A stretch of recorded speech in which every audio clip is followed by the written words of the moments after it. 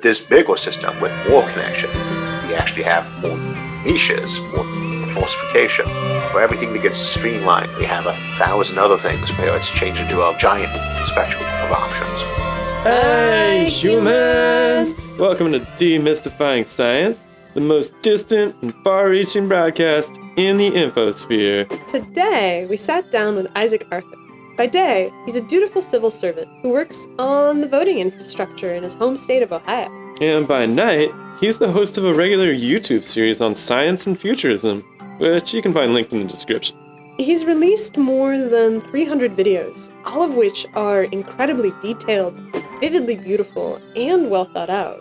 Each video manages a wide-angle perspective on questions that span everything from existential threat to cyborgs to the inner workings of advanced civilizations like ours. They're imaginative, technical essays that harken back to the era of print sci-fi magazines, but add a distinctly modern layer with CG animations, illustrations, and data visualizations. It's an astounding body of work that has managed to escape pollution by advertising or self-aggrandizing pomp. Talking with the man himself left us with a whirlwind of fresh ideas. Unlike many humans we've met, Isaac is surprisingly optimistic. His fisheye lens perspective on the human experience is informed by the repetitious nature of history, and it allows him to nurture the feeling that humans might actually be on the right track, even though things aren't perfect yet. In his vision of an achievable future, he imagines that humans can one day play the role of responsible techno-caretakers of the wider biome. They might one day act as gardeners, transplanting the most beautiful aspects of life on Earth throughout the solar system, interstellar space, and beyond. Overall, Isaac was a really fun human to speak with, and has no shortage of ideas about the myriad possible ways that the future could unfold for you humans. So enjoy the conversation. Remember to subscribe and like so we can bring you all the best guests in the future. And check out Isaac's show. Take care, humans. Bye.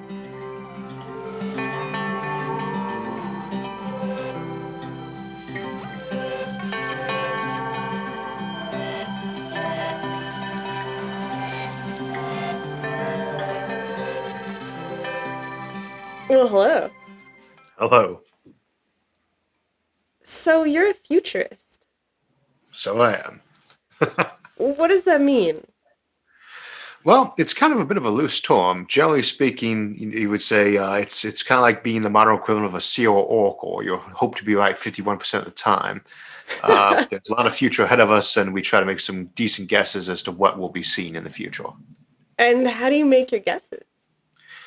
Where possible, we look at the past as much as we can to give us some idea of what might happen, and we try to look at the emerging technology and just ask ourselves, if we change this variable with civilization right now, with this new technology, how is this likely to affect us? Or, in a broader sense, if we have this technology that lets us do something, knowing people, how are we likely to employ it? So we can never ask too specifically, but if we said, well, the price of power comes down to a tenth of what it is now, what's that going to affect economically? What's that going to change in the day-to-day lifestyle? And is this the royal we? Is this the royal we? Well, there was actually quite a few people who work on the show with us, but speaking of futurists in general, I think that's what most of them try to do. With our team here, we start off as a one-man show, but these days there's a lot of volunteers who give us a hand, and I think that's generally what we try to aim to do is just kind of look at the science, the technology, see what's emerging, and guess as to what the future's going to be like, and I think that's what most futurists try to do too. Who is your audience for the most part?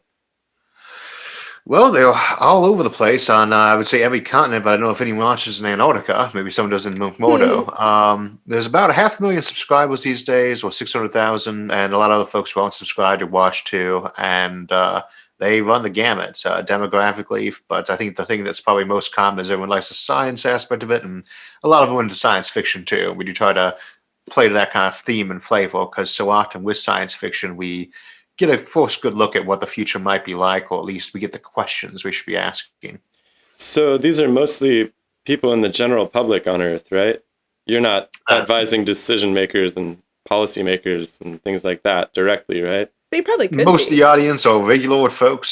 Sometimes there's folks who work for this or that company, or this or that state legislature or government legislature, things like that. So As the show's going on, a lot of times we do actually have occasion to talk to a lot of folks who have interesting positions in life. That's pretty cool. So how did you get started doing this?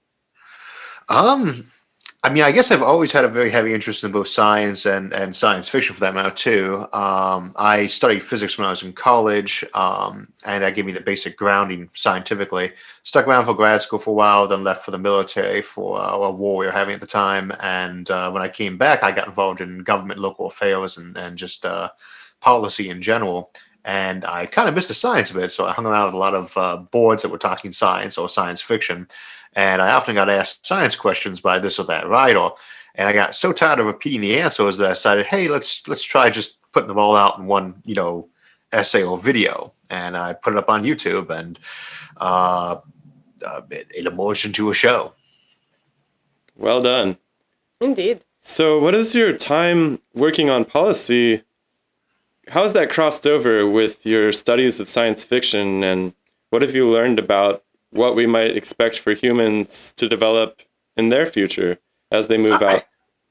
I guess the interesting thing about working in policy is that you begin to find out that nothing is ever as simple as you're expecting to be. Mm. We can see the forced order kind of guesses of what might happen with something, but it's all the little secondary things that you don't think about, or black swan type events, and then just all the sometimes the future seems so obvious from a given piece of technology or a given advancement, but when you start picking away at it, you begin to see that that is often not the case, much as with policies that people might think are a good idea for this or that. And then when they actually start trying to implement them, a million little problems or better alternatives pop up. So that gives us a little bit of an advantage of seeing some of those second order effects or problems that might pop up, but it also tells us over and over again that you can only predict the future to about that much. So What are some examples of this that you've sort of gone down the road of thinking that it's a simple solution and then found great difficulty when implementing it? Well, I'll give you an example. We would say that if tomorrow we invented something like fusion power, that would be vast energy abundance, and people would say, well, that's much cheaper now. But it's very easy to forget that so much of the power system, the power grid, is the cost that we spend on energy is all those electric wires, all those people maintaining them, and those don't get one penny cheaper. On the other hand, some technology like solar power, that's a very location specific thing, but might not need so much of that grid and thus might actually turn out to be cheaper in some cases. So, but what you could have happening is, say, we had a bit of a boom in solar technology that might lead to a big boom in people investing and researching in better, cheaper batteries. Alternatively, something like fusion suddenly taking off might completely dampen out that solar industry. It might completely dampen out that battery interest too. You might suddenly see people mass manufacturing gasoline. So just not even whether or not you get these technologies, but what order and timeline you get them in could be the difference between whether we're using electric cars in 50 years or gasoline cars in 50 years, even though both might in that case be renewable and carbon neutral because you're literally making your gasoline by sucking carbon dioxide and water out of the air. Hmm. So very different styles of technology, minimal things. But then you have all the other effects that can go along with that. We say, whatever happened to the milkman? Well, there's so many jobs get replaced by automation. And then you start to see what new sectors of the economy might develop or be impacted by that. And what resistance this or that, sector or governmental regulation might pop up to an emerging technology because of that. So this is interesting that you mentioned this question of automation. Mhm. Humans are facing down a pretty significant shift in work and production. And it's starting to happen right now, but no one's quite sure of where it's going to end. Do you have a sense of where this is headed for humans? There's a few ways you can go that, and one of the keys to keep in mind with automation is that automation is not like the early robots of science fiction, where it was either non automated at all, purely mechanical and manual, or something that's basically a human level intelligence, like the androids we'd often see in early sci-fi. There was a lot of ranges in between. If you start to make things that can do a given job, that frees other people up for new work, assuming there is some sort of work or product to be had.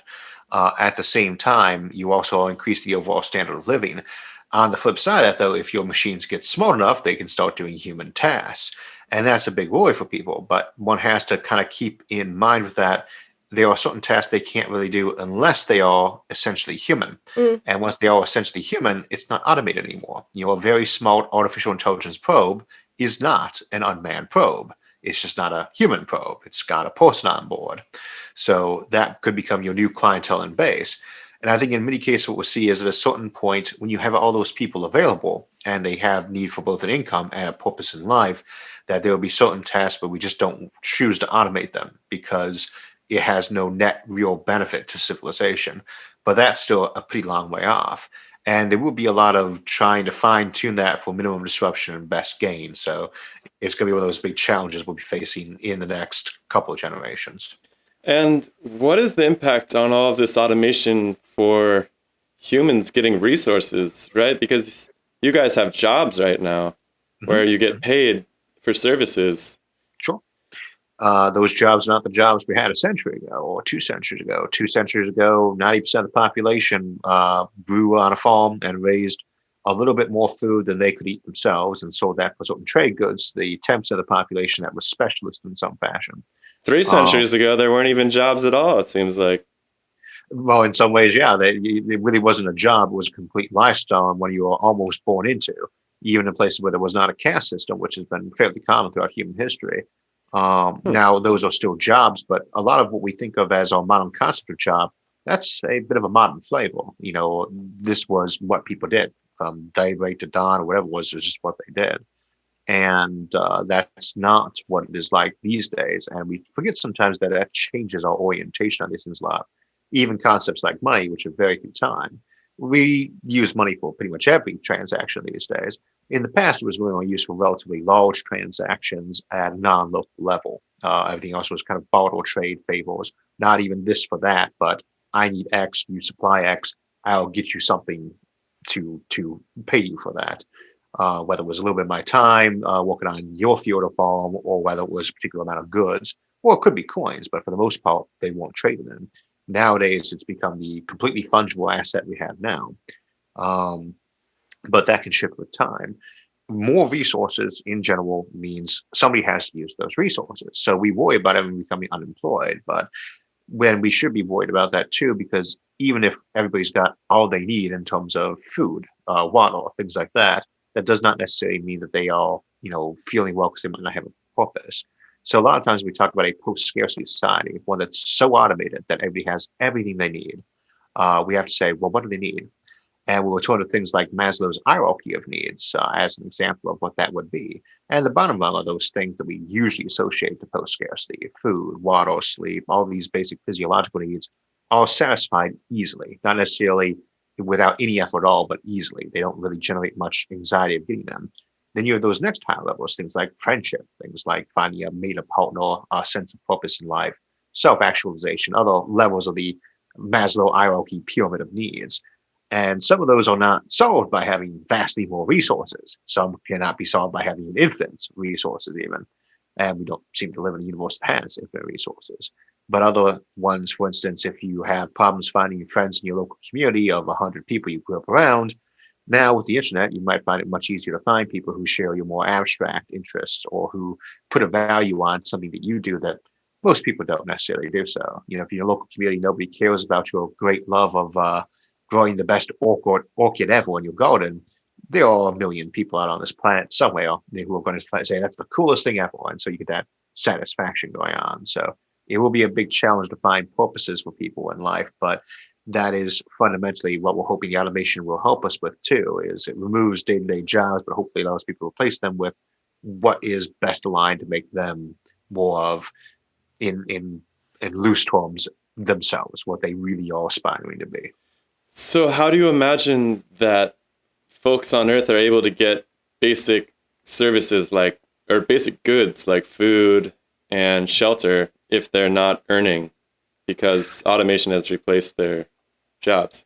Well, there's no assumption necessarily that they're not earning, and there's many ways to be earning funds. We do not have to assume a post-scarcity economy is a Star Trek style one in which there's no money. There may be or there may not be. There may return to more the other style that we've often had in the past where money was only used for major transactions. whereas borrow favors, other things like that were used at the local level. And it's not necessarily post-scarcity in all things. For instance, we say, well, how do you expect people to get air if they don't have a job? Well, you seem to get air just fine right now. How do you get water without a job? Well, obviously you got a water bill to your house, but in general, water is not something people are finding short of in most places these days. So certain things will probably get to the point where they are either freely available or so cheap that it's really not an issue. As to how they find an income, as with everything else, there has to be a reason why they're getting it from the rest of the civilization around them. They might own stocks. You might, for instance, say, well, we're going to have everybody in the country own 1 millionth of a share of this new power system, and that's your share that you get income off of. I don't know. Or you might say, well, here are the list of jobs and tasks we have available, and you can go and do them, and you will earn funds that way. Or you might say, we've got so much production that all these very basic needs, it's like air and water. We'll just provide them, and it's just not even worth our time to try to set an economy up around those, as we essentially do for air or water. We don't charge for these really, or by amount anyway. Other things we might still need an economy for those, or we might use the economy even for those basic needs. The idea isn't so much of how are they getting them in terms of are they getting them capitalistically, socialistically, communistically, egalitarian, whichever it may be. It's the idea that regardless of system, they are so easily provided that it doesn't matter because it's either something that would cost you a penny in a capitalist system or it's something that's just freely available like a public library might be. It's just there. It's a minimal expenditure of the civilization to give them to people. That's ideally what a post-scarcity is for any given specific need. And you're never going to have it across the board. Some of those things are unique needs, right? If your personal life goal is to be the best seller of all time, we can't provide that except by deception. We could maybe set you up in a virtual world where that was the case, or brainwash you so you believe that to be true if you wanted to. So things like that cannot necessarily be provided, or could be provided in some kind of limited form. But for a lot of the ones, a lot of the more basic needs, we should be able to supply those more easily. Now, that seems to depend upon humans having some sort of widespread sense of compassion, like they really want to take care of one another. Do you think that that is appearing on Earth? I think that humans have always been pretty compassionate compared to everything else on the planet. But at the same time, that does not necessarily exist as a requirement. There are many different ways to look at altruistic behavior. Some would say it doesn't even exist at all, that there is no such thing as genuine altruism because you might do someone a favor because it makes you feel better. Whichever the case might be, any system that's not ethical is not going to exist very long anyway. Compassion is kind of a fundamental thing for any society to exist in some fashion. You need something like empathy or a reason why you work with other people and a reason why you're aware of their needs, because you can't really work with other people well if you're not aware of what they want, what they need, what they desire. And that kind of tends to come hand in hand with the concept of compassion as we would have it. But at the same time, you don't necessarily require that to have a system of exchange or cooperation. You could have something that was much more cutthroat, but still actually solidly well provided for. And those are the individual challenges a civilization has to decide what they want to do with. I don't think that's one of those things we can say that doesn't work if you do A, B, or C, but rather you've got A, B, C, and D as options, and each one has a different challenge if you want to make it work. And in all probability, you would see variations of all of those popping up at some place and time. The universe is huge. Hmm. I like that you see compassion as practical in that sense. That's really interesting. Well, if you think of it as an evolved trait, it must serve some kind of purpose. So, if you're a social creature who exists principally for the purpose of, if you, what is the major source of competition or threat to any human? Other humans, right? What's the major source of gain to other humans? Other humans. We have a whole world around us of dangers and available options, but for the most part, we interact with other people. So, to a degree, that has been a necessary component of things. But as the basic ethics of it, I do tend to feel there's a fundamental right and wrong, and I think compassion is a very important part of that fundamental right. So, but your mileage may vary. I'm surprised by the fact that you don't have a very dystopian perspective on humans. Most of the people we talk to are pretty down in the dumps about how things are going on Earth, but you seem to have a lot of hope.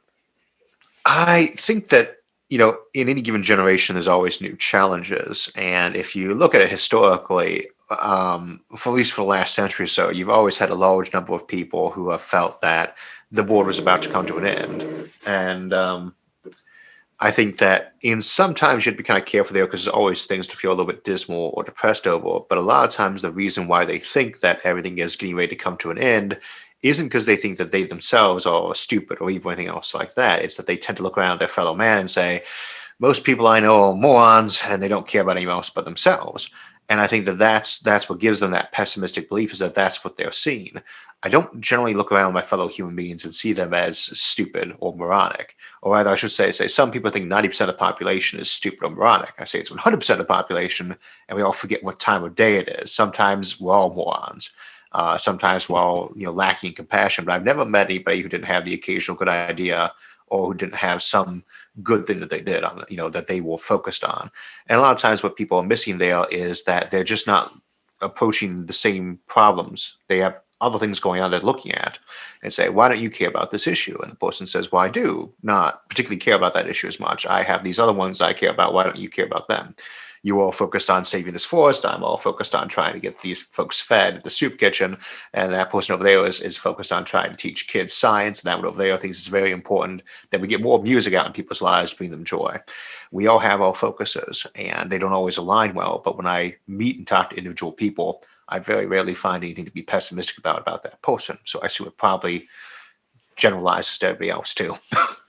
But do you have the same faith in systems as you do in people? Because this seems to be the point of frustration for many, which is that you run into people and they seem fundamentally good and decent and well-meaning, but for some reason the systems on Earth tend to be...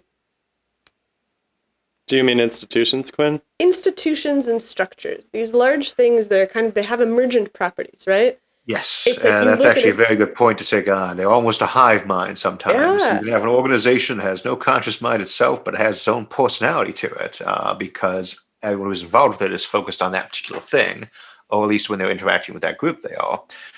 We have a lot of corporations, and I use that term not just to mean for-profit corporations, but all incorporated entities, be it a village, be it a church group, be it a local soccer club. These corporate entities have their own personalities and goals. And in the future, they might actually have genuine personalities and goals that they had, say, an artificial intelligence that was running things. But at the same time, I don't think that as individuals, we find problems with other individuals, but we tend to interact with large groups of each other to get things done.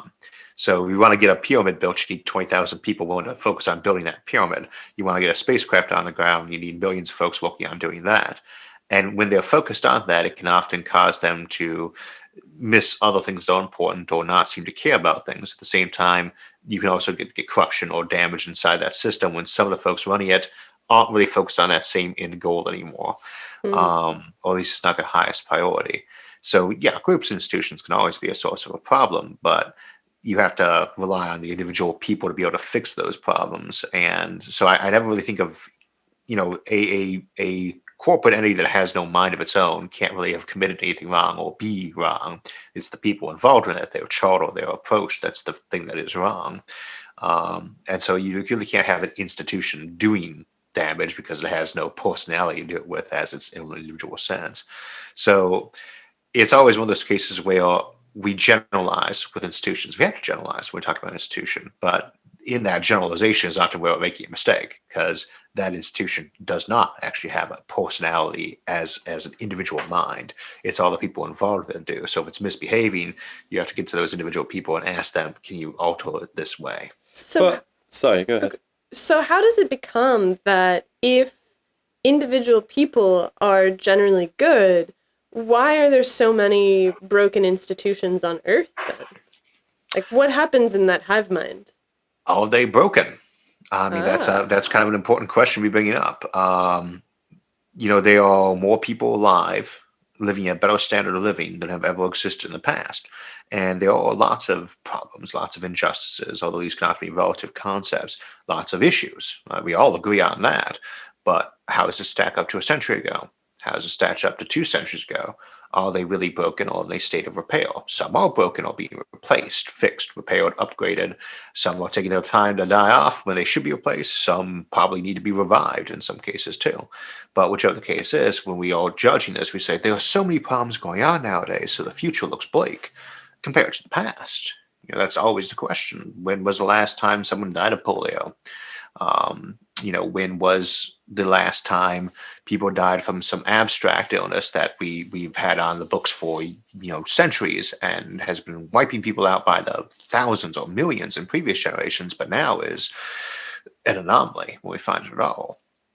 The average lifespan has continued to rise with an occasional bump or statistical noise, but it's continued to rise. The standard of living has continued to rise. The overall satisfaction with life, that might be a little bit more debatable, though, because we say maybe stress levels have risen too. But these are things that we have to constantly be kind of managing and improving on too. There are so many challenges ahead, but let us never forget how many challenges we've already overcome.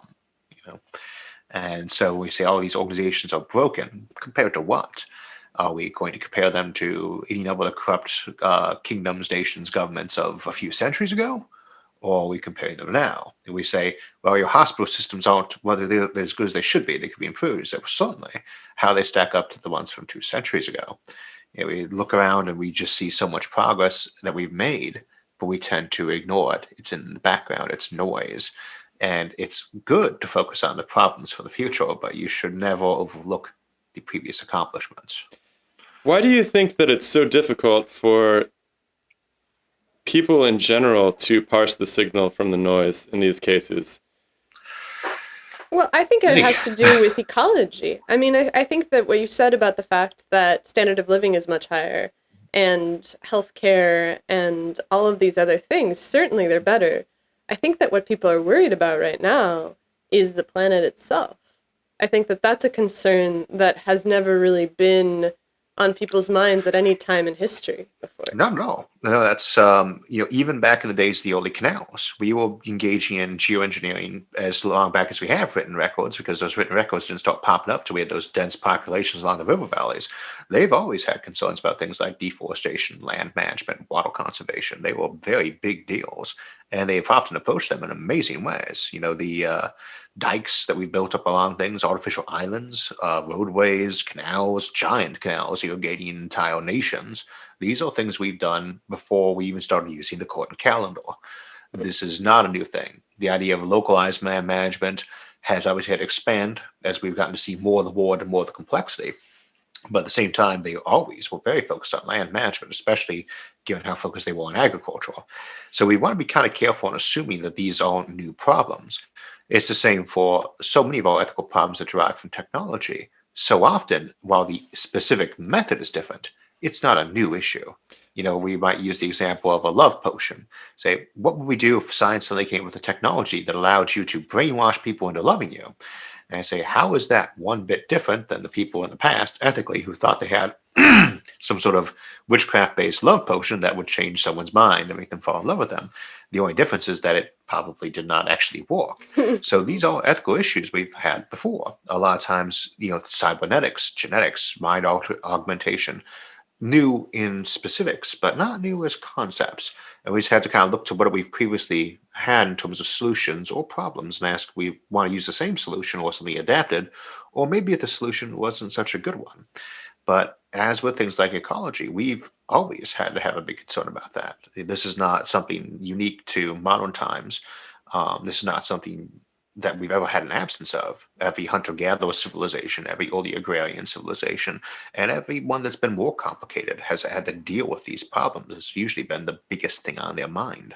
So there was certainly indigenous land management, but I think what Quinn was getting at was these more toxic externalities that have been exacerbated by the exponential rise in technology.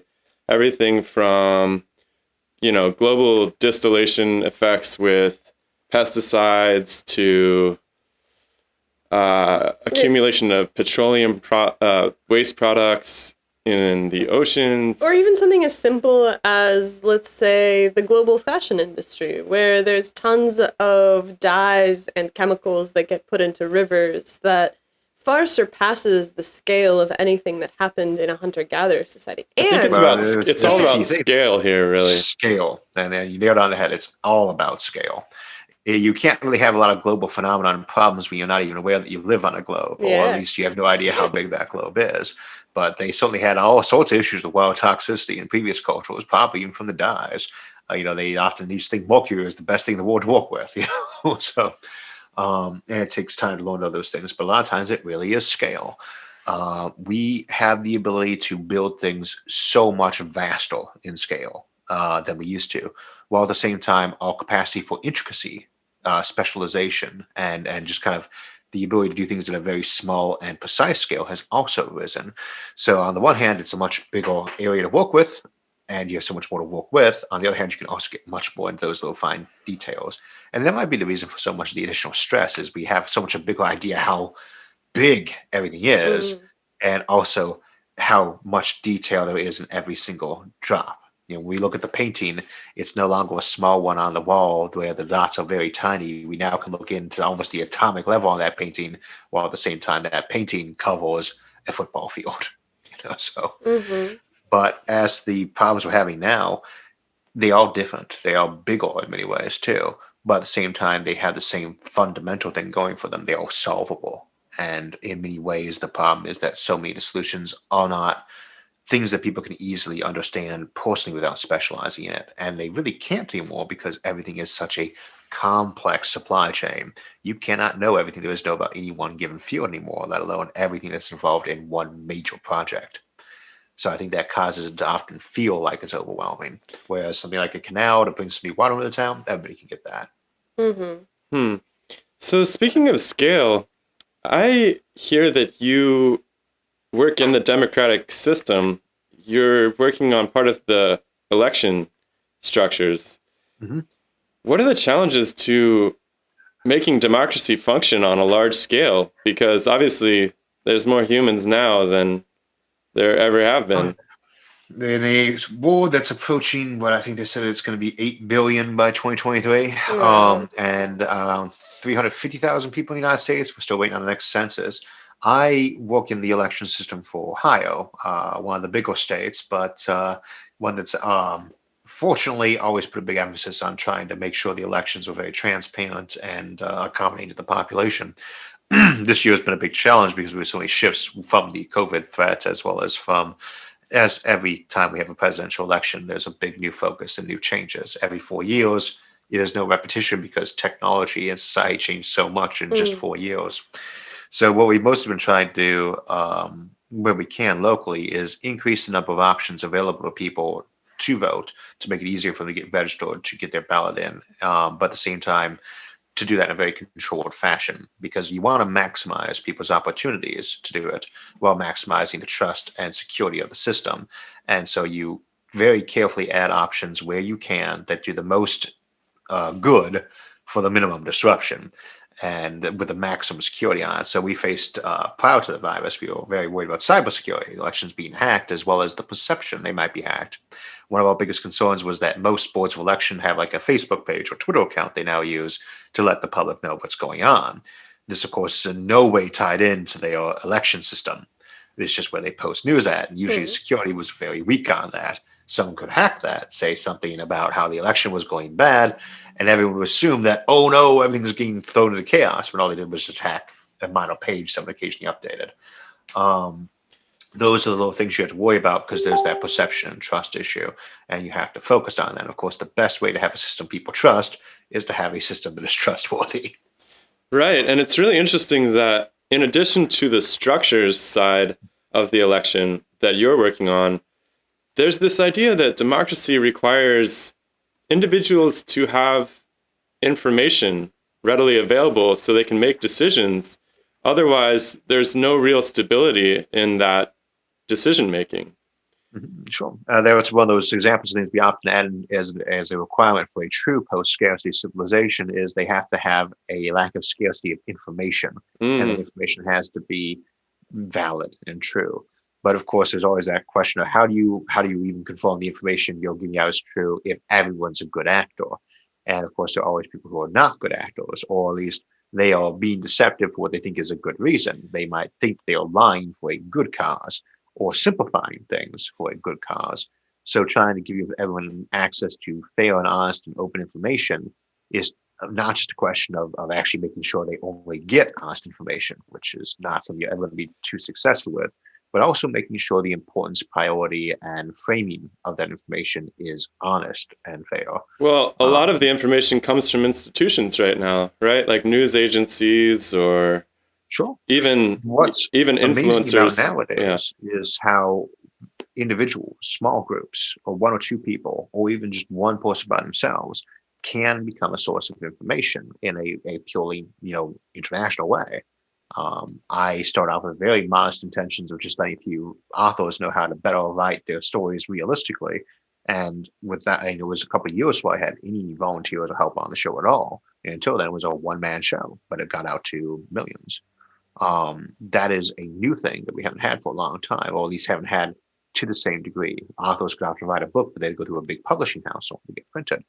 So in some ways, that's as it should be, because there are 8 billion of us. If everyone's got a voice that everyone hears, then it's nothing but a cacophony. You want some filtration. On the other hand, we want to make sure that that filtration system is not biased to prevent people being able to get good information out there based on what this or that group says is good. So you want that diversity of assets of both how the information is conveyed and who decides what should be out there. But at the same time, we have more options for that than we ever had before. Hmm. So it is, in some ways, a self-correcting problem. In some ways, but this kind of comes back to what you were saying about artificial intelligence and the development of various computer capabilities on Earth. What happens when information starts being put out there that isn't trustworthy in any way, shape, or form? I keep hearing people talk about deep fakes. I think, and this is the question of how do you manage to verify that information? It could be tricky. You have examples like the brain of that scenario or simulation hypothesis for extreme examples of that kind of deception. I would say one of the things you have to always resist the urge to do, because in some ways it's even bigger threat than these fake things out there, is that you have to resist the urge to control and regulate who decides what is true enough to put out there. To some degree, that might be necessary, but at the same time, if you have that, that often becomes the greater threat because now you create an institutional organization or group that has the ability to decide what is truth. And while they may have the best intentions, and probably do to start off with, there is an old joke about institutions tend to get corrupt with time, and that is been something we often face. So you always want to be kind of careful regulating the flow of information. And I would say was the old thing is it's better that 10 guilty men go free than one innocent man be falsely imprisoned. One might say that it's better that 10 lies go unchallenged than one truth be suppressed. But at the same time, we do need some way of verifying information, but it's very dangerous to start saying, and you will be in charge of verifying that information. Totally. And that seems to be the case in a lot of, especially academic structures. Can you imagine any alternatives to existing mechanisms like peer review or? Yeah. Or There's a joke censorship. about democracy that says that democracy is a horrible form of government. It just happens to be better than anything else we've done before. And we have to say the same thing about peer review. Peer review is an awful way of determining the truth. It's just less awful than the alternatives we've tried. Peer review is subject to all sorts of things in terms of both prioritization of how the information is viewed and whether or not something gets scrapped just because they're not willing to go through the edits, the effort, because they don't care about that particular author as much. They're not someone powerful in the field. How quickly does this particular discovery even get shared because there's such a backlog and finding anyone willing to peer review it. These are all sorts of problems we do pop up in peer review. It's much better than almost every other method we've used before, but it still has its flaws. Have you heard of any cool alternatives? Crowdsourced peer review is a popular one that's kind of coming into play there. You have all these experts around the world, and they may not be as available to do individual peer review on what we call lower priority things, but there's a lot of lower tier experts or folks who have more free time. Maybe they're just very amateur but very knowledgeable of the subject. They're not professionally in it, that can do that basic peer review. And that's an example of how you can start taking advantage of that. But as to better methods, it's a lot like democracy. It's very hard to think of a better replacement for it. We just know what its flaws are.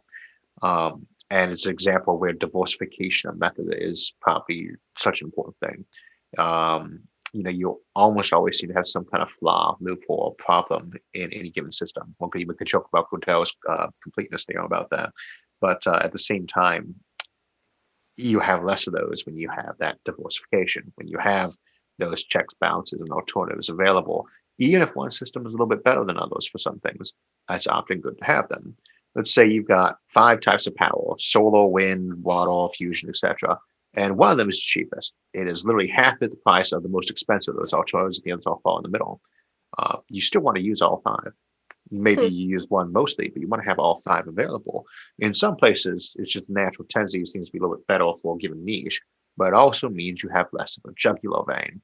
And that's usually with a big system, the most important thing to avoid is having a jugular vein, because big systems can be brought down by one tiny little weakness, like as the sci-fi example of the Death Star and having to have a vent. Joke, why would you have a vent like this? If you have to have a thermal vent on something to produce that much energy, you have to find some way to cap that off so it's not so vulnerable, but it needs to be there. A system has to have a way to get things in and out. So it has to have these arteries and blood vessels, but you don't necessarily need to have one single jugular vein, one single pumping heart. Diversification, generally speaking, gives advantage and often tends to be the source of much more innovation and competition to more innovation as well.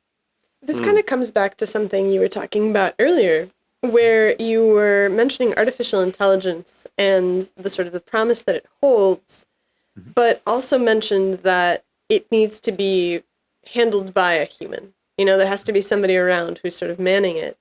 Is it possible to use artificial intelligence to design systems that would prevent this sort of jugular vein organization?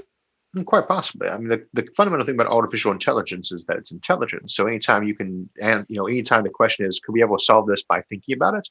And if the answer is yes, then yes, artificial intelligence might be applied to that. The trick that we always have to keep in mind with artificial intelligence is that 2 things. Is the first, just because it's much smaller does not mean it's a generalized intelligence, real fairly generalized intelligence. This thing might be much smarter at certain things, but have no personality, for instance. We don't want to assume just because it processes at a certain speed that it's reached a human level of intelligence and so on. The other thing to remember, though, is if it is a generalized intelligence, you can call it an artificial intelligence at that point, but it's a person. And say, well, if we're going to start calling things artificial intelligence that way, we already know what the most artificial intelligence on the planet is, and it's humans. We are very artificial. Hmm. We're the most artificial thing on this planet. We are created, born, manufactured by our families and our societies for decades before we get to the point that we all consider educated not to be involved. And so we have to kind of keep that in mind for artificial intelligence of the program machine variety, is that fundamentally it's probably not going to be all that much different than the human is if we're building it to solve human problems. But if it's a specialized thing, then it's just one more machine that we might find useful, no different fundamentally than an electronic loom or similar. Do you think that the sort of indistinguishable from human intelligence in a computer is possible? Sure. Whether or not it be a Turing test compliant thing, that's probably the one of the things we'd be looking to solve first is what's a good thing that you want to be indistinguishable from human customer service. Customer Hmm. service is horrible these days because people don't like interacting with the machines, and they've been doing a lot of work on that. That's one of those first things you look for. It's something that's Turing test compliant for whatever medium it's on. But we want to also be kind of careful as we don't necessarily mean indistinguishable from human when we say it's a person. Just because it is a person does not mean it's human-like. A cat or a dog, you might argue whether or not they're a person or a dolphin or an elephant, but there's a personality there, and it's not very human. Given artificial intelligence might not be very human in its behavior. If it's designed for fixing specifically human problems, then it probably does have a lot of parallels to that. But if it's designed for solving a specific problem, then it probably has a personality very based around that. And if your goal is to just mind steal from some asteroid, that's its primary goal. It's going to have a personality that's developed around that. Whereas if it's something that's being created as a generalized intelligence for solving problems like a human has, then it probably has a much more human behavior and might even be based off code that's taken from an uploaded human mind as the basis. Do you feel like there's the possibility of ethical issues once you start developing intelligence? Yes. Oh, yes. But that is one of those examples from earlier when I said we have to ask ourselves, is this problem really any different than ones we've had before? Or is it just, version 8 or 9, new flavor, new skin? Um, you're creating something for a purpose. We've done this before. This is not new to us, even with people. We have built people for the purpose of filling a task. There have been whole phases of our civilization where that's what we did. We try to move away from that caste system, or going up to replace your parents or to have a specific job. It has advantages. The boy who's grown up in the blacksmith shop his whole life, helping his dad do iron, is probably much better at that than the average person. But at the same time, we found that where you have personality involved, they might want to do something else, or somebody else might want to go in that profession. You could potentially build a machine that really loves doing its job, but you probably would want to build it with just the inclination as opposed to being task specific. Hmm. And that would be one of those examples of you can encourage people to go into the family trade, but you leave them the option to go to something else. That would be an example of how we've challenged and dealt with that ethical issue before. But there are so many of them. They are not necessarily new problems, just new flavors. So, as humans start, you guys are starting to leave the planet, actually, we noticed. That's kind of what got us involved in this whole conversation with your species in the first place. What what sort of challenges are you going to face? Let me back this up. What what will Earth look like once you guys are able to begin moving your industry into outer space? Hmm. What's the role of Earth in a multi-planet species? That's a good question. There is a tendency to think that if we could just do all of our industry up in space, then we could return Earth to be a very pristine place. This is probably backwards. People already Hmm. on Earth. If you want to preserve something in nature, your big goal is to prevent invasive species from getting to it or prevent people from messing around with it. There's already people on this planet. You're not going to force them to leave. And that ethically is very dubious. What you can do is build something like a space habitat and then put your natural preserves into those. You could build thousands of such things around the planet and have more space than the whole planet has just for those protected purposes. And they're very easily controlled and maintained separate from interference. So you could have ones whose purpose was to be the garden park people visit, your place that is meant for people to spend a lot of time in vacation. Whereas you could have other ones that were specifically meant to be isolated, where no scientists go in there except maybe as robots. And there's just that controlled environment safe from interference, as opposed to this planet, which right now is where everybody's at, and where it would be very unethical to try to make people move off of it if they didn't want to. So we say being able to build our industry in space would allow us to preserve this planet. Well, so it would, but allow us to preserve that planet by transplanting it to other locations, by preserving those individual environments, because there's nothing special about the planet. It's just a ball of rock. It's the life that we understand, those ecologies, those ecosystems, which are always in flux.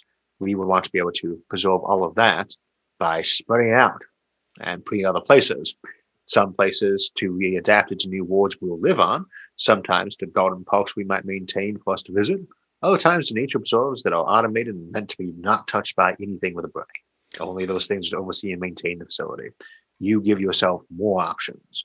But as to Earth itself, its probable future is to be a place of many large cities, though probably fairly garden-esque cities, because that's what people tend to before. You build up, you build out, and if the whole planet gets turned into some concrete paving way, that might be okay if all the nature is already off it in nice big habitats. Or maybe you have ecologies where there's nature everywhere and plenty of people. You make these decisions, but you make sure you have options to do many different options. And there's only the one planet of Earth that's unique for us. So those have to be all applicable because you're never going to have one policy applied to Earth because it's where everybody's at and where all the interests are at. That's a very fascinating perspective that we have not heard yet. I think that most people, would you say that most people would viscerally react against the idea of paving over Earth and sending all other creatures to live somewhere else? I think I probably would. But but that's a progressive thing that happens with time if it happens at all. It's not necessarily the only way to go with that. You could, for instance, build additional layers to Earth. We only use maybe 10 meters of the planet up and down in most cases, but it's thousands of kilometers thick. You just build additional levels under or over what we call Matryoshka shellboard. You don't have to pave your planet over either. That's just the fact that if you did that, it doesn't mean you've lost all your nature. It just means all your nature is in orbit around you. Um, we want to maximize people's available options. There are going to be people on the planet who do not want that to happen, and so there'll be chunks of the planet doesn't happen on. There are people who don't want it now, but in 100 years do in some spot. And then other places where they did that 100 years later, but they don't want that anymore. You will never maintain a uniform policy on Earth except by extreme force of coercion. Therefore, trying to solve all your problems by focusing that is probably, you know, a futile pathway, when what you can instead do is simply provide all those additional options to solve the problems and pursue many of them. And that way, not force people to have to choose one way or another. Are there principles that you can look to for knowing good ideas, though? Because it seems like, okay, if the humans are going to pave over their planet, let's say, there's some pretty clear negative outcomes of that Sure. for even human survival, right? Because you're part of an ecosystem. Whether or not you think that you're natural, you do belong to this connected web of life. Mhm. And And we just use that as an example because it's one of the classic ones in science fiction. These gigantic cities, with all these big, dirty concrete things that are filthy, mm, and people picture that as a future for Earth. So if that was the future for Earth, it isn't necessarily the end of our ecosystem because we could have transplanted that. And of course, you can build a space station in space. You can also build a space station inside a skyscraper, what we call an ecology. But this is not really the way that works out because you wouldn't pave over the entire planet. We don't live on the entire planet. Even if you had 1 trillion people on this planet, you would only need to have modest skyscrapers in some places to actually fit everybody in there. You could leave the rest garden if you wanted to. You could build additional levels to plant if you want. There's no need to pave it over, nor any particular reason why you would in that classic sense. We use concrete because it's a very good building material. That's not the only material available to us. Um, it's just the idea that even if that worst case scenario happened, you still have those other options out there. But at the same time, why would you do that is a very good point. You want an ecosystem. We're part of an ecosystem. We can change our ecosystems too. We can change how we're in it. That's the advantage of knowledge. We might decide that what we really like is to have garden parks inside gigantic skyscrapers that are 10 kilometers high and can fit 1 billion people in them more comfortably than any city they've ever lived in. While at the same time, you might want to leave the whole thing as empty forest. But that wouldn't be a global decision. That would be something like, for instance, what Ontario decided to do. Well, just the south of them in another place, they decided they did want to do the big suburban sprawl. In another place, they decided they wanted to put all the cities underground. Or another, they put them all up in orbit, hanging from the sky. These things are not something that you're going to have as a global policy. And that's one of these mistakes people often make in dealing with the future, is assuming that it has to be A, B, or C, because it won't be. It probably won't be any of those options specifically anyway, but it won't be any single one of them. And if you try to force it to be one of those options, that will generally where things turn out badly. So it might be that England is paved over while France is nothing but vineyards and garden parks, or much more locally concerned too. We are a complex ecosystem socially as well. When we try to standardize how we act, how our groups are, how our people are, that tends to be where you get problems because you're going for a monoculture then, and that never works out very well. So it sounds like you see a diversity of states and governances and ideas and peoples in the future, and not this overarching global government empire sort of thing. I think it's an oversimplification. It's never really happened. Even we talk about great empires like England had a century ago, or what Genghis Khan and the Mongol hordes had. They were never very stably one thing all over the place. It would change from hamlet to hamlet, from town to town. You have 1 billion people with 1 billion interactions, and those are only going to grow more with time. One size fits all solutions generally do not work well, and they generally are the biggest threat to those who tend to be focused on the future, whether it's policy, sci-fi, science, whatever it is that desire to have a one biome planet, as it were. Well, it never will be. You're not going to have a policy in one place that's identical to in another. Why should you want to? That's a standardized civilization. It's a monoculture. It's also very improbable if you did think that was advantageous. So we plan around making sure the options are good and numerous. But certainly the economies on Earth are more intertwined than ever before. And awareness, internet. I mean, Genghis Khan didn't have the internet. Did Genghis Khan have the internet? I don't think so. I think he was before the Can't internet. remember. They are more intertwined, but we say, well, they're more intertwined, but so is a bigger ecosystem, and yet it has more diversity to it too. A small ecosystem tends to be closer to a monoculture because it can't afford too many different variations, not as many niches. With this bigger system, with more connection, we actually have more niches, more diversification. So yes, we are far more diverse than we used to be. But then again, a century or two ago, whether you lived in Eastern Asia or South America or any other part of the world, odds were we knew what your job was and your lifestyle was. It was farmer or it was hunter-gatherer. And there was diversity even there. It's not like everyone farmed the same things or everyone hunted the same things. But at the same time, that was a very narrow bracket that described the vast majority of the population anywhere on the planet or any period of time on the planet, and that's not true anymore. And that's the case now. We have many things that get standardized or flatline because they're better or because they're more popular for a time. They change with time too, but at the same time, for everything that gets streamlined, smoothed, or replaced by this or that thing that's seen as better across the board, we have 1,000 other things where it's changed into a giant template and spectrum of options. So it's interesting that you say that as an ecosystem grows or as any group grows, it's able to move away from monoculture. Because it seems like there is this feeling on Earth that the window of allowable solutions to problems is narrowing. In some sense. Do you know what I mean? Elaborate? I think that people would often feel like their options are narrowing while at the same time they're often expanding. One thing to remember about an ecosystem is you can often have something become very dominant in for a while. Now, suddenly this one new thing pops up because changing dynamic systems and it's all over the place. But in time, either something else comes to replace it a bit more or that thing itself spreads out into multiple types. It's not unusual for something to get very dominant and controlling inside an ecosystem for a while. That kind of thing can happen with us too. The importance of the smartphone. That's the very dominant aspect of our civilization, but that's diversifying off too. Communication, very important. It allows the spread of ideas. When those ideas spread, people find ones they think are good. And if one of them is something that almost everyone agrees is really much better, then that's the one they go with. Some will not. Some will find minor variations that they prefer more, that are better suited to them, or that they feel are better suited for them. And that's how that diversification happens again. So there's a constantly a process of standardization and diversification.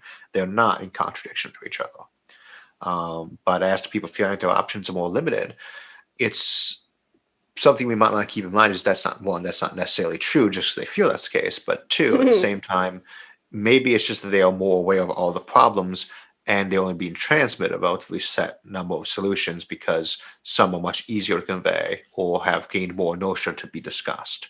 Very rarely do you ever have a problem where it's A or B. And if you're looking at a thing in your sword, it's you got A or B. It probably means that you're not actually taking the time to look at all the solutions available. So I love that. Do you think that for accomplishing that sort of ability to look beyond A and B, that you have to have more people that are going into engineering and technology and building with this desire to create alternative solutions? Because it seems like many people on Earth right now who work with computers work on software, not necessarily hardware. Well, yeah. Well, software is often the way you generate solutions to problems, is those algorithms. But no society is ever going to find that it has a surplus of problem solvers, whatever the form that problem solving takes, which may be engineering, it may be science, it may be medicine, it may be software programming, it may be teaching at the local school, it may be the guy who picks up your garbage every day and has figured out the problem of how to deal with a better influx of it down the road. There is problem solving being done at every level of civilization. We will never have too many problem solvers unless we run out of problems, in which case I'm sure that would be the new problem is coming up with some problems for us to keep us occupied with. The As to post-scarcity of problems. Yes, and that could be one of those issues that comes up. But if you're a clever enough society that's good at solving problems, you can probably solve that problem too. One could hope. But our society always has more problems. We have more problems than any civilization in the past. Why? We're more aware of them, and of course, most problems come from people. The more people you have, the more problems you have. The smarter they are, the better resource they are, the more widespread they are, the more problems they create. As we say, the most important part of a human civilization and the ecosystem that is humanity all by itself is that most of our problems and most of our benefits come from other humans. So as we get more people and more connection between those people, we're not isolated, you get more problems and you get more solutions too. It's just kind of how it goes hand in hand. The trick is not to stress out about it too much. Do you think that the education systems on Earth are becoming reoriented towards this problem-based learning as opposed to knowledge-based learning of the Oh, you past? have to ask my wife on that one better. She's the education expert in the family. But Call her in. she's comes on the side though. But I would say that they're trying to. How well they're succeeding is going to vary a lot from place to place. The fundamental issue with education is always trying to get that core learning in there, and most of all, that enthusiasm for learning, and to try to make sure it's not too narrow a focus. Just because your child takes a great interest in history, and you should be glad now they're taking a great interest in history or engineering, you mustn't let them just do that. They need to not be a specialized insect. They need to know the value of those other areas of knowledge. Um, but at the same time, the biggest thing we have to do is just let people have enthusiasm for knowledge. That's the one to learn how to do. And every teacher knows that and does what they can to improve that, but will have mixed success overall. Maybe one of those software apps down the road will be one of those things that can scan kids' eyebrows or body temperature, see if they're interested in the material they're reading. And if they're not, they can represent that information from a slightly different perspective, slightly different window, or slightly different focus so that the kid finds it more interesting. Just keep trying those till it builds a good template. Wow. And that might be one of those big things to help us find out, how to better educate people. Maybe we'll just get better at educating people to be good educators. But Hmm. fundamentally, I think our education system is improving overall, but obviously has a lot of work to be done too. That seems the case for most systems on Earth right now. Yes. If there's a Sometimes you have a subject, genuine decay in an area where it needs to improve. Sometimes you have something that's leaps and bounds. But by and large, most of the systems are better than they used to be, if they even existed with an analogy in the past.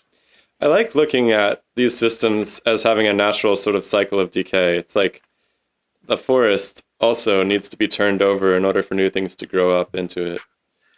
Is a problem. You get what we just say bureaucratic inertia, administrative growth, and that can happen to anything. It's not limited to government projects or big corporations. It can happen in a family business, even something small, or even a local club. It just kind of gets stuck in its ways and needs that prod. And that is not necessarily inevitable, but it does seem to happen that way. So you do need that constant change, and that is the nature of ecosystems. Whether we're talking in an economic sense or we're talking in the classic ecological one, they are complex systems that grow, fossilize, spring new shoots, break in half, grow new ones, and you do your best to kind of manage it as you can, recognizing that's always like trying to manage a hurricane to some degree too. is there something that you aren't moderately optimistic about? You seem, You're sort of like the least misanthropic human we've ever talked to. So yeah, most of them seem like they're really down in the dumps. Um, I guess you make choices in life. My former sergeant once joked that the first time they dropped a mortar on the place I was sleeping at or shot at me, I'd suddenly feel much more relaxed in life, and he was correct at the time. When you choose whether or not to look whether the glass is half full or half empty, and of course, sometimes you say now, well, I don't know if the glass is half full or half empty. How I kind of go find myself a gigantic cake or tank of the stuff somewhere instead. Um, you choose whether or not to be optimistic about things, not by being ignorant or naive, but by looking around and saying, here are all these problems we have solved so far. Here is the overall morality of the people involved. They seem to mostly want to do what's right and what's good, not without exception, obviously. If you're looking from that perspective, you've got a good team and a huge team. It's a much bigger team than we had a century ago. It's 4 times as big. Mostly people who want to do good things, not across the board, not without exception for any of us. We all have our bad days. and have more resources available to them to any other time in the past. So you just choose to assume, do all problems have solutions? We don't know. I choose to assume they do. If that's the case, then you constantly work to improve that team of problem solvers, get them more resources, get them more numerous, get them more skilled. And if that's the case, every problem will eventually get itself solved.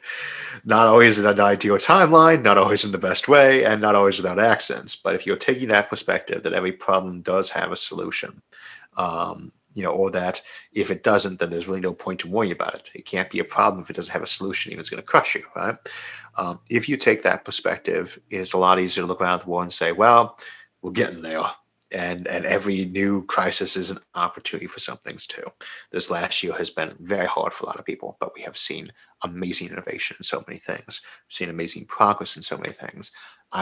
We were saying in the state of Ohio, the other side of the Secretary of State's office here, is they do elections, but they also do business. We obviously had a lot of unemployment. We had record numbers of new businesses being started. Record numbers, more than at any other year before. Wow. That you don't hear that on the news too yeah, often. You don't hear that on the news too much, but it's there. Of course, you have record numbers of them closing. You have record numbers of unemployment, but you do have that record number of new things. So there was, maybe it's a silver lining, maybe it's the bright saying at the end, there was innovation going on. There is new innovation opportunities going on. And I doubt that's unique to Ohio. We are adaptive. Crises pop up, we try to solve them. That's what intelligence does. And how we solve them is more of a principle and character thing. So if you're going at these things from good character, good principles, a desire for reason to find good things and improvements, then you will succeed. It may involve a lot of crashes along the ways, but it will eventually get there. And do you believe that you'll sort of overwhelm bad actors because there's so many people who are really just focused on making things better? Truth be told, I don't think there really are that many bad actors. I think a lot of times they're good actors, but they are misaligned. It's say, well, what's this guy's job in this thing? It's say, well, he has a different set of goals, a different priority to train. And I don't just mean that he thinks it's okay to go around killing people. There are very few people like that. It might be that this person is a bad actor because they think that they are fighting for something that's so much more important that even if they do something inappropriate here or damaging here, that's okay. That tends to be where most of your bad actors are at, and that can be fixed by just knowledge and getting to know other people around you, knowing the ecosystem better. But yeah, there are some bad actors. How they get to be there, how they get to be like that, how that's another problem to fix. How do we go about fixing that problem? And so that's just one more problem to go at. And there's a lot to be said about getting to that final destination, but sometimes the journey is as important as the destination too. I would rather live in a time where there were problems to fix than that all the problems were fixed. So we just have to remember the progress we've made. And if we assume that fundamentally most people want to do what's good and right, then just keep pushing towards that, the assumption that it's worth doing. If by some chance that's not true, if most people are not good, right, and proper or trying that in, then there's really no bad scenarios that can happen because there really wasn't anything worth salvaging. I choose to assume there is. Wow. Well, I have a much better feeling about humanity after talking to you. Yeah, it might be Mr. worth Arthur. visiting after all. I think I might have to call you up after reading the news on one of these long interstellar trips. I told you not to read the news, Mickey. Nothing good in there. So hard to get solid information from Earth. So, It can be. Before we let you go, I have one more question. What do you think is the biggest problem that should be addressed first? Of all the problems, of the big pile of things that humans are dealing with, where should they put their energy? I guess the biggest one, well, there's so many of them. I don't think that you ever want to focus on just one problem. There's that temptation again to say, this is the biggest problem facing us. That in some ways tends to be the problem itself because there are 100 things. So we can walk and chew bubblegum at the same time, and we need to. If you focus only on one problem, you'll fail to develop the other ones too. There is no one most important problem. And if you blind yourself by looking at just that one problem, you get somebody blindsided you to the side and hit by somebody else. There are many of them, and some of them are higher priorities than others, but there is no one single thing that I could point to and say, if we could just fix that, we'll be good. Nor is there anything I could just point to and say, yeah, that it has to be where we throw all of our resources at. There are so many of them that are, if not equal, real close together. So I could never tell you what is the highest problem. Do you think humans should just listen to their own personal interests then and their own particular sensibilities and work outward like that? I think you need to balance it. You've gotta keep in mind you have to be the source of your own ethics in the sense of you're your only gauge for what's deciding what's important. Yeah, but at the same time, you need to make sure you've got that good core of what does matter to you, right? If you're coming out and saying what's most important to me is X, then you judge things in society to say, does this actually make sense? Does this something that everybody else approves of too? But you fundamentally are always on your own to decide what is the most ethical, what is the highest priority for you. And a lot of times, the best thing you can do for society is to pursue that thing that you think is most important to society because that's where your enthusiasm lies and that's what you're best at. And we are a specialist society. And we have to keep that in mind when we say, I wish more people cared about this problem that's so important to me, is to remember that it's not necessarily they don't. Maybe you should be getting out there and spreading more awareness, but that maybe it's because they're really focused on other problems that are really important to them and are just as important. I like that Amazing. a lot. Well, thank you so much for taking the time to speak with us, Mr. Arthur. You've given us a lot to think about. Thanks for coming by for a visit. It was our pleasure. Have a wonderful evening. You too. Hopefully we'll see you when we get to Earth. Bye. Bye.